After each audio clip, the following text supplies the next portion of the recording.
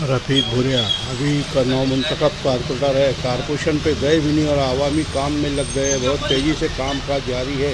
पूरे वार्ड के अंदर पानी की निकासी के लिए जो रुकावटें हो रही थी, कारपोरेशन के लेबर को लेकर जंगी पैमाने पर सफाई का पैमाना जारी रखते हुए है। इस तरह की शिकायत मौसूल होने पर मौसूफ पूरी ताकत से पूरे वार्ड में लग गए हैं। ये जेर तस्वीर हिलालपुरे की है। हिलालपुरे के एंड वाला डिपो मेन रोड की है।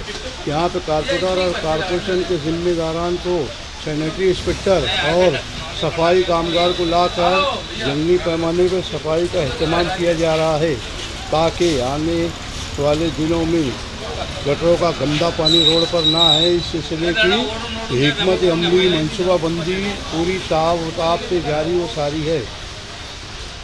पहले मैं बड़ों रोड के लेवल में करूँ, रोड ऊपर आ गया ना, कोई चीज़ ऐसा ले ना।